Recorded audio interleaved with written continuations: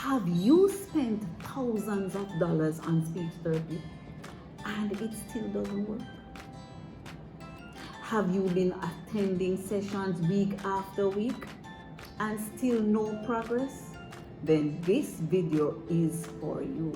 Welcome back to our channel and thank you so much for joining us in this another episode of Living on the Autistic Edge.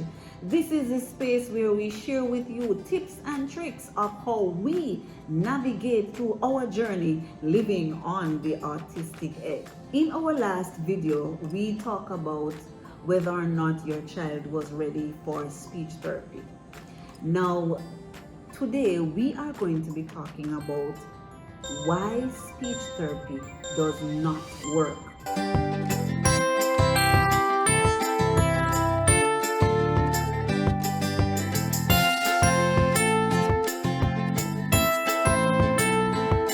You have been attending speech therapy sessions for quite some time now, and your child might be ready for speech therapy, but then you find that week after week you're attending sessions, month after month, and probably years as well, but there is still no progress. What is happening here? All right, number one, why speech therapy doesn't work? It could be that your objectives are not defined. Your objectives are not defined, or they are not clearly defined. Once you have started speech therapy sessions, parents and caregivers, we need to establish with our therapists what are the long-term objectives and what are the short-term objectives that we are going to be working on. We know that in the long run, we really want our child to be talking, yapping away. And yes, that is the major objective. No, that is the big long-term goal. But as you go along in every single activity, we must have some short-term goals that we're going to be working on, and we can have them in three categories: short-term goals, medium, and long-term goals. I am going to be teaching you how to write the objectives, so as we go along, stay tuned. We'll be sharing with you some of that areas. Number two, your child may not be ready for the level of activity that they are doing. So if you find that your child is doing one activity over and over repeatedly for quite some time and still there's no improvement, and it depends on what improvement that you're looking for, it may be that you need to take a step back, or the speech therapy needs to take a step back on the activity. We may need to do something simpler, or we may need to take another approach, because sometimes there is no one size fit all. Because when it comes to these children, there is no manual when it comes to these children. It's a trial and error when it comes to some of these activities. What activities work for my child may not necessarily work for your child. So you have to know when to pull back, you need to know when to push, you need to know when to try something different. All right, now number three, 30 minutes is not enough. The average speech therapy session lasts for half an hour. 30 minutes is sufficient time to do a session.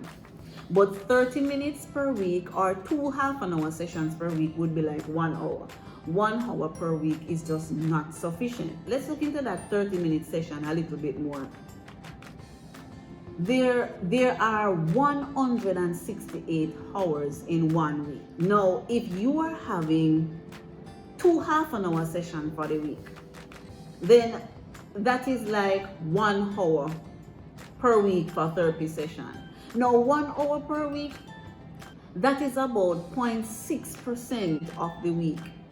Now, there is a 99.4% time that is left for the week. That is very major. What happens during that 99.4% time of the week? 20 hours per week is really the minimum requirement that a child needs for speech therapy in order for it to be effective. But let's face it, parents, if 20 hours a week is what is needed, it is very unrealistic for us to pay for that amount of sessions. So you know what that means. That leads me to my next point. Why speech therapy doesn't work? Because our parents are not involved. Parents and caregivers, this happens to me. When he goes to the sessions, the parent is not allowed in the session. And because we were not allowed in the session, we were not able to see what the speech therapist was doing. And at the end of the sessions, we would not get assignments either. So we don't know what to work on throughout the week. We don't have an objective, we don't have a plan. So all we know is he was going to speech therapy sessions and we were just paying for these sessions. Big red flag, speech therapy won't work like that, right? Now, what needs to happen is that we need parental involvement. Parents ask for homework. If the objectives are properly written and clearly defined, you as parents would know what to work on while you're at home. But if that's not the case for now, you need to be getting frequent feedback from your therapist. So you need to know what your therapist is working on. If your therapist tells you that they are singing a particular song with the child, you need to understand why we are singing that song. What is the purpose of singing that song? All right? So ask for homework. It's a partnership between home, school, and the therapist. The therapist alone cannot do this. So why speech therapy doesn't work? You're not being consistent. So you may be given the activities, but what you find is that you may only do the activity one evening per week and you don't have the time again to do for the rest of the week. And so what happens next week when we go back to therapy, we are at the same place. And you may find that the child is regressing, or if the child is not regressing, then the child probably just not improving. So you might find that being stagnant. So you must be consistent with the act. That's why they call it therapy sessions.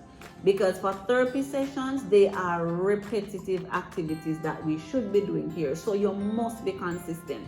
And don't beat up yourself if you try to do it every day and you miss out on one evening. Because sometimes we have burnt out, sometimes we have other activities and we have to take care of ourselves as well. However, still get back to it. If you miss an evening, try and get back to it. And each day, the activity doesn't have to be a proper setup session where you have a round table. It can be just about any. We are going to be giving you some tips as to how to do speech therapy sessions at home and how to find the time and how to make the time to make it happen. And our final point, make things that they love hard to reach. And this forces them to communicate. So if you have the chips and you leave the chips on the table, they will not make any effort or any attempt to communicate because it's there, so they will just go and take it up. But if you put it on top of the fridge, on top of the cupboard, or somewhere that is out of reach, and once they can't reach it, they are going to show some signs that they need it. So either they are going to pull you, or they are going to point, or something, and then at this point you engage them. So make things that they love hard to reach. And remember guys, speech therapy, it's a holistic approach. If you are at home, parents, guardian, caregivers, whoever is with the child, they must have some amount of involvement in the speech therapy session.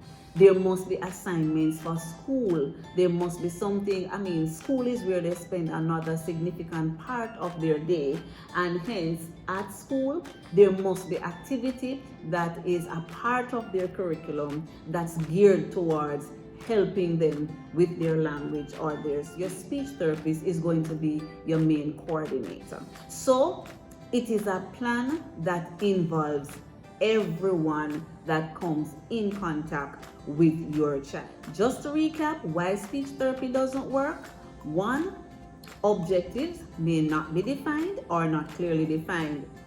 Number 2, child may not be ready for the level of activity that is being given to them. Number 3, 30 minutes is not sufficient.